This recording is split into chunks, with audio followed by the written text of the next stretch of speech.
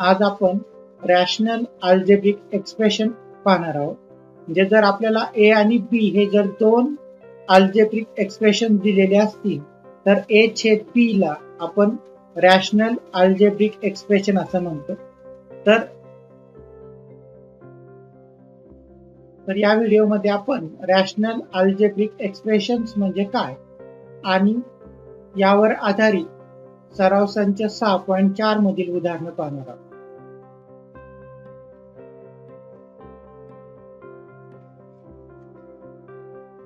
Rational algebraic expression.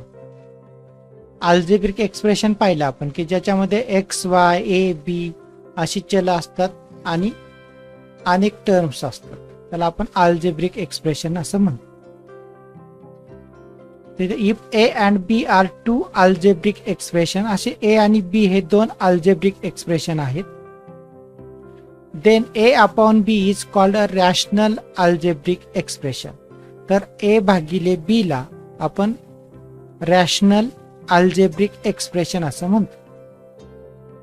While simplifying a rational algebraic expression, we have to perform operations of addition, subtraction, multiplication and division. तर ह्याला आपल्याला सोपं रूप देताना काय करावं लागतं, काही क्रिया करावी लागतात. त्याच्यामध्ये ॲडिशन बेरीज, सबस्ट्रॅक्शन वजाबाकी, मल्टिप्लिकेशन गुणाकार, डिव्हिजन भागाकार. They are similar to those performed on rational number. म्हणजे जसं आपण रॅशनल नंबर वरती क्रिया करतो तशीच क्रिया या ठिकाणी करता येते. Note that the denominator or the divisor of algebraic expression are non zero. म्हणजे जो छेद आहे तो छेद शून्य नसला पाहिजे. म्हणजे या ठिकाणी बी ची किंमत शून्य असता कामा नये. तर याच्यावरची आपल्याला उदाहरणं पाहिजेत. तर अभ्यास 6.4 मधले काही उदाहरणं आपण पाहू. सुरुवात करू आपण पहिल्या उदाहरणाने. सोडवून दिलेली उदाहरणं तुम्ही पाहिजेत. सोडवून दिलेली उदाहरणं तुम्ही पाहिली की तुम्हाला आपोआपच ही उदाहरणं कशी सोडवायची हे ते समजणार आहे. यातलं आपण पहिलं उदाहरण पाहू.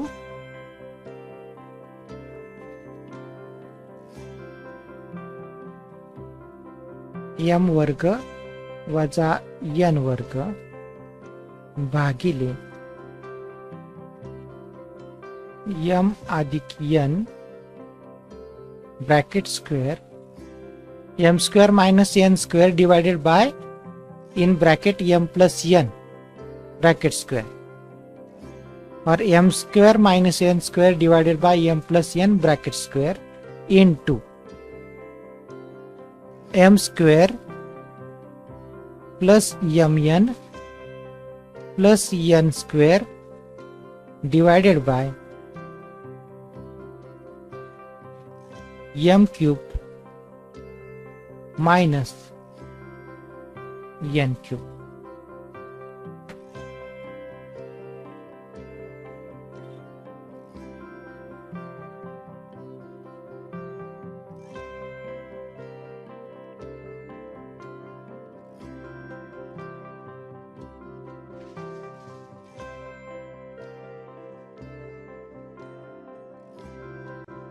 M square minus N square जे पहिल्या पदाचा वर्ग वजा दुसऱ्या पदाचा वर्ग, म्हणजे या ठिकाणी आपण वापरणार आहोत ए स्क्वेअर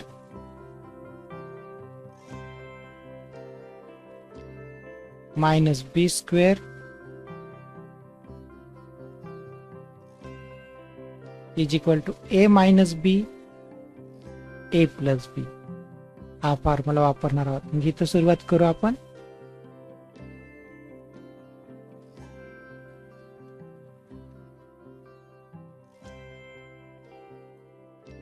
यम अधिक एन आणि यम वजा एन. आता इथं गुणिले आहे, म्हणजे अंशाला अंश गुणिले आहे, छेदाला छेद गुणिले आहे, म्हणजे इथं गुणिले M square plus M N plus N square आहे तसंच लिहू, ह्याची फोड होत नाहीये. जर इथं 2 असतं तर ह्याची फोड झाली असते, 2mn जर असतं तर. हे आपण आहे तसं लिहू, कंसात लिहू त्याला m square plus mn plus n square bracket complete. तर आता m plus n bracket square म्हणजे याचा 2 वेळा गुणाकार आहे. m plus n into m plus n into m cube minus n cube, ज्या ठिकाणी आपण a cube minus b cube is equal to a minus b in second bracket a square plus ab plus b square हा formula वापरणार आहोत. या ठिकाणी लिहू मग a आणि b च्या ऐवजी फक्त m आणि n लिहायचंय. m minus n m square plus mn plus n square. हे रेषा पुढे वाढवा. ठीक आहे, एवढा विस्तार केला की आपलं काम जवळजवळ पूर्ण झालं. आता अंशस्थानी आणि छेदस्थानी काय काय सारखे आहेत ते पाहायचं. Common terms we get cancel.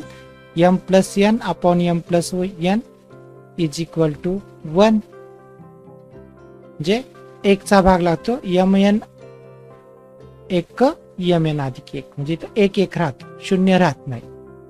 त्यानंतर m वजा n आणि m वजा n असं आपण कंस हे केलं तर ह्या बाजूला पण. नंतर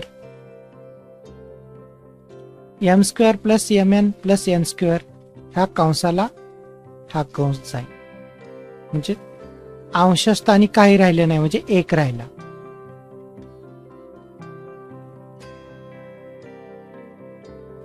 इथं 1 राहणार आहे, 0 राहत नाही, तर 1 1 चा भाग लागतो.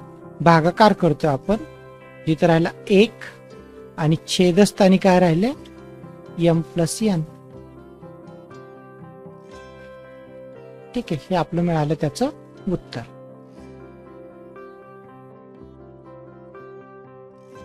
Three x square minus x minus 2. आता ह्या प्रकारची आपल्याला उदाहरणं सोडवताना बाजूला कॅल्क्युलेशन करावं लागतं.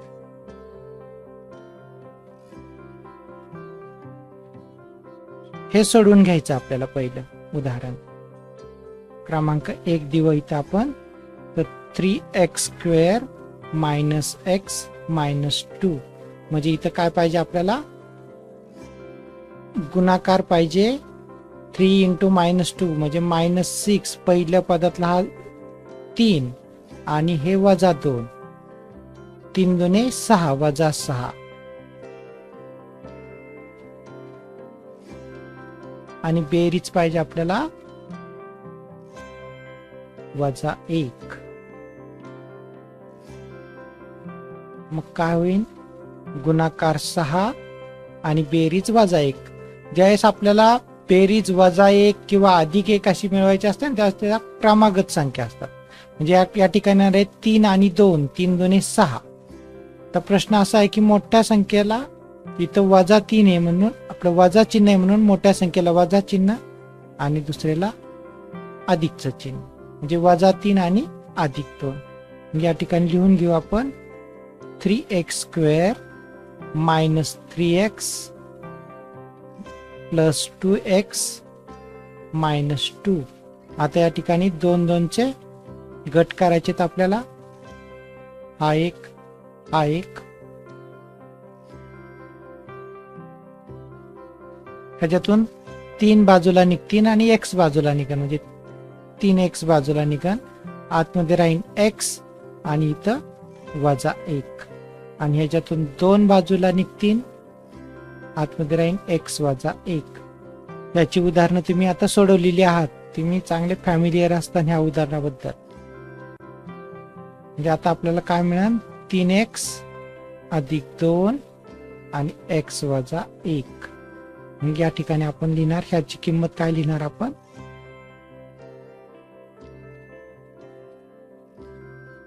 3x अधिक 2 आणि x वजा 1. आता दुसरं उदाहरण,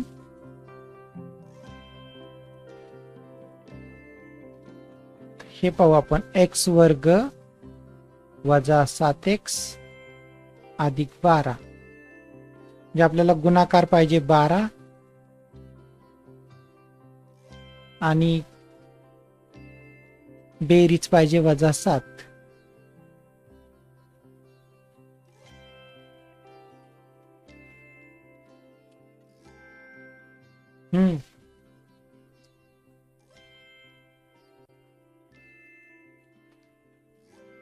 दरवाजा खिचती घे फक्त.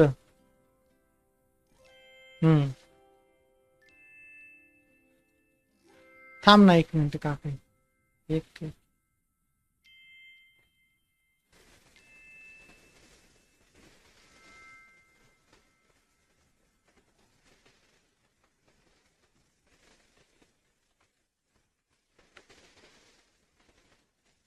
साही दुने 12, इथं अधिक 12 पाहिजे आणि इथं बेरीज वजा, म्हणजे इथं वजा 6,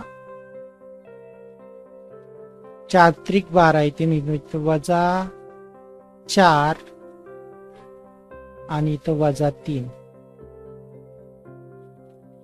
4 आणि 3 7, बेरीज वजा 4 वजा 3 7 आणि 4 गुणिले 3 12 वजा वजा अधिक. याप्रमाणे ह्याचे अवयव मिळतील आपल्याला x वजा 4 आणि x वजा 3. जर याचा सहगुणक 1 असेल तर याप्रमाणे आपण डायरेक्ट लिहू शकतो. या ठिकाणी येईल x वजा 4 आणि x वजा 3. तर या ठिकाणी भागिले,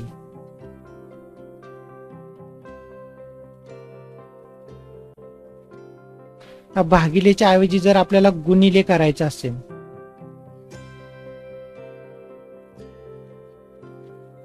तर काय करायचं, याचा रेसिप्रोकल घ्यायचा, म्हणजे याचा जो छेद आहे तो अंशस्थानी न्यायचा आणि अंश आहे तो छेदस्थानी न्यायचा. म्हणजे या ठिकाणी येईल x वर्ग वजा 4 आणि भागिले 3x वर्ग वजा 7x वजा 6 बरोबर.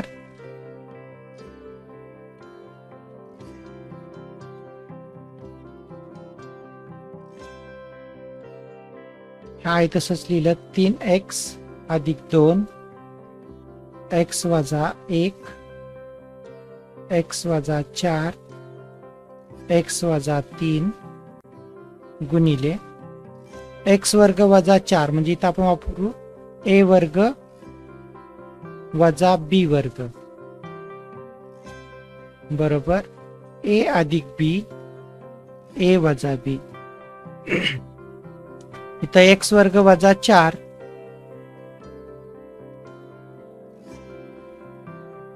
आपण लिहू शकतो x वर्ग वजा 2 चा वर्ग, म्हणजे या ठिकाणी पहिलं पद अधिक दुसरं पद आणि पहिलं पद वजा दुसरं पद. तर त्यानुसार इथं येईल x वजा 2 आणि x अधिक 2. राहिलं 3x वर्ग वजा 7x वजा 6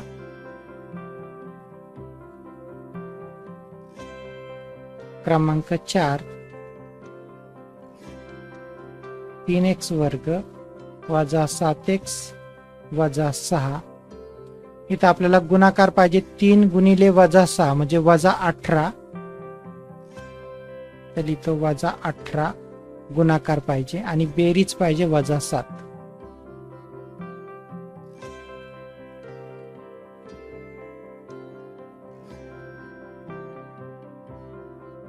तर 18 म्हणजे 9 दुने 18 आणि 9तून 2 गेले तर आपल्याला मिळतात 7. म्हणजे 18 वजा 18ची आपण अशा रीतीने फोड करू की वजा 9 गुणिले 2. आता ह्यांची बेरीज 9तून 2 गेले 7, मोठ्या संख्येत चिन्ह वजा, म्हणजे इथं आपल्याला काय मिळणार आहे 3x वर्ग वजा 9x अधिक 2x अधिक 6. गट पाडले आपण 2 2चे, त्याच्यातून बाहेर निघाले 3x, तर आतमध्ये राहतील x वजा 3 अधिक ह्यातून 2 बाजूला घेतले आपण, सॉरी इथं वजा आहे,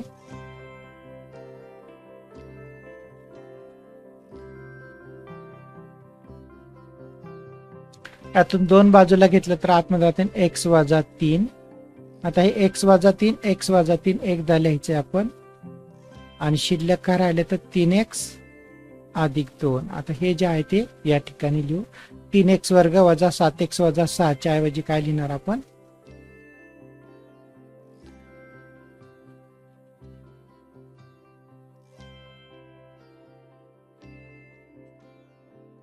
गुणिले x वजा 3 आणि 3x अधिक 2. एवढे अवयव पाडल्यानंतर आपलं बरचसं काम होतं. हे 3x अधिक 2 अंशस्थानी हे छेदस्थानी 3x अधिक 2 गेले. आता काय काय राहिले शिल्लक, अंशस्थानी राहील शिल्लक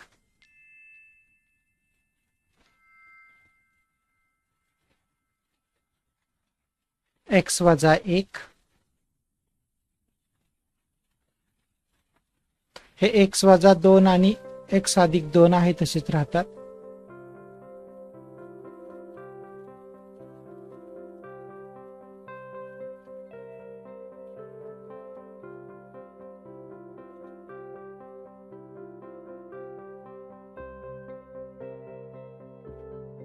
छेदस्थानी राहतील x वजा 4 आणि x वजा 3 चा 2 वेळा गुणाकार आहे म्हणून वर्ग.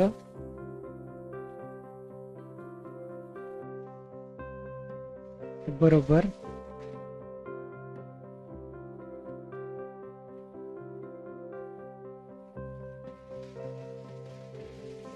हे आपण असं लिहू, x वर्ग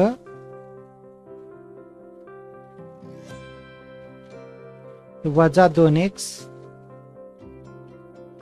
अधिक 1 याला कंस केला आपण गुणिले, हे पण लिहू x वर्ग नंतर अधिक x अधिक 1 कंस पूर्ण.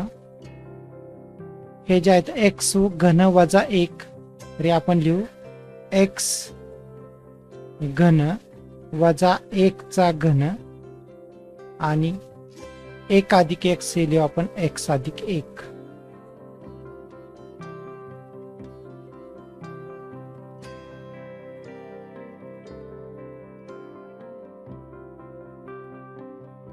ह्याचे अवयव पाडू आपण.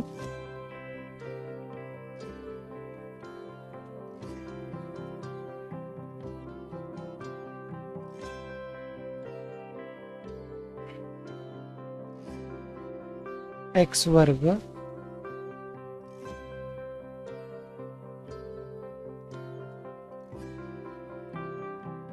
वजा 2x अधिक 1 गुणाकार 1 पाहिजे आणि बेरीज 2 पाहिजे, म्हणजे आपल्याला मिळेल वजा 1 गुणिले वजा 1 याचा गुणाकार येतो अधिक 1 आणि यांची बेरीज येते वजा 2. जे आपल्याला अवयव मिळतील x वजा 1 x वजा 1.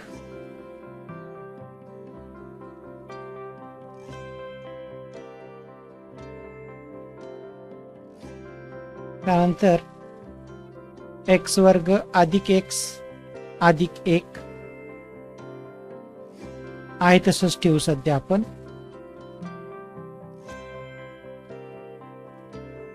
कारण याचे अवयव पडत नाहीत. त्याचे अवयव कसे पाडायचे ते आपण पुढे 9वी 10वीला शिकणार आहोत.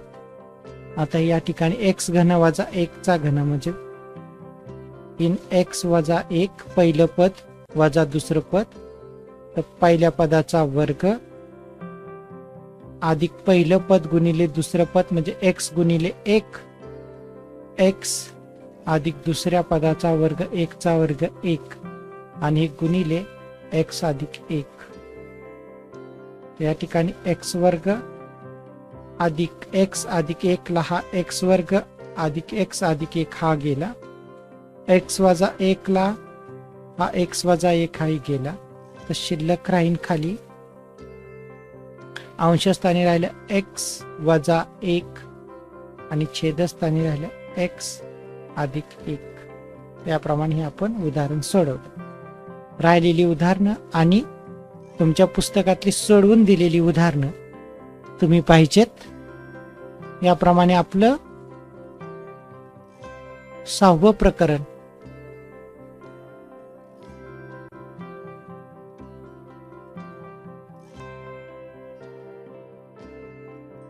फॅक्टरायझेशन ऑफ अल्जेब्रिक एक्सप्रेशन या ठिकाणी संपलेलं आहे. धन्यवाद.